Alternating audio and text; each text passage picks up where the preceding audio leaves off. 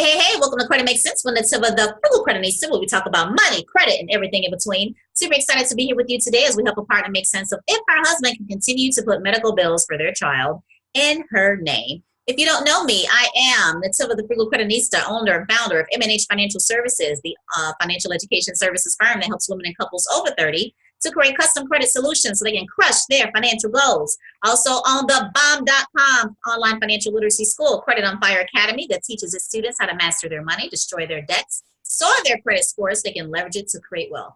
Let's get started. Let me read it verbatim.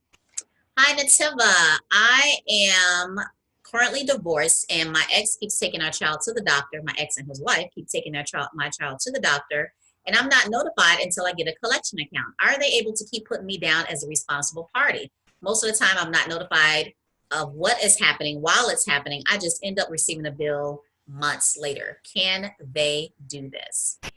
Well, I am going to state that that really depends on what your divorce decree states as far as who holds or is responsible for insuring your child and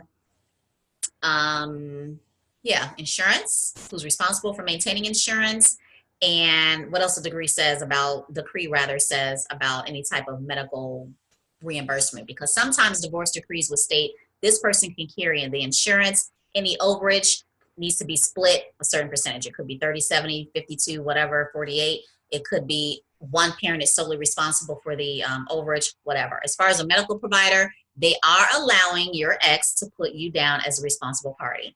I have no idea why they allow that. If the insurance is in your name and they have an insurance card that's tied to you, that could be why.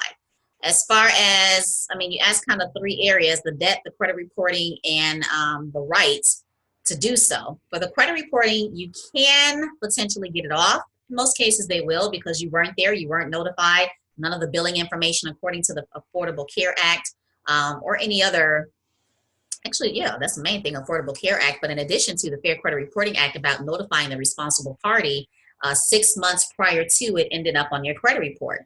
So that's been in effect for a little bit now. So 6 months have passed since it's been law. So you should have had some type of notification. So that's one of the reasons why you can take it up with the reporting of the on your credit report. So that takes care of that. The actual debts and the legalities of the matter. Let's deal with the legalities. As parents, you and your ex are responsible for the medical bills of your minor child.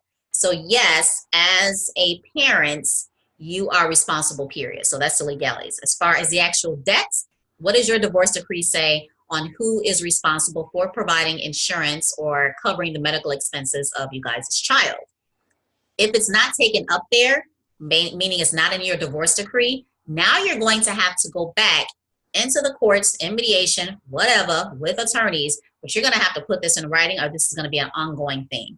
For now, there is a debt that needs to be paid by both of you. If you want to pay it, then take you guys to court, take him to court, or them to court, whichever, in order to get reimbursements, or let me see. Well, yeah, you can get reimbursed for the medical expenses. Basically, you just want something in place.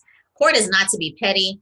It's really just to put something in place so everybody know what they're supposed to do, and is backed by a judge, backed by the courts. This is the legal matter has settled legally in court. Notice I keep saying legal. And that's what you want when you have two parties who aren't exactly on the same page. We don't know what's going on with their household family dynamics. We don't know what's going on with you and him and their family dynamics. I don't know. The rest of the community here doesn't know. So at this juncture, just go back into court, family law, your divorce attorney, whatever works best for you, and let's get it moving forward if it's not addressed right now in your divorce decree. Hopefully this helped you make sense of some things. If you have some questions for me for our upcoming Credit Makes Sense segment, which occurs Tuesday and Thursday at 12:30 Eastern Standard Time, you can send it to social@mnhfinancialservices.com, social@mnhfinancialservices.com. Left the email address below. If you would like to chat with us one-on-one for your credit situation, left a link for that as well, in addition to learning how to fire medical collections off your credit report, which is a course inside of my online financial literacy school, Credit on Fire Academy. Chat soon.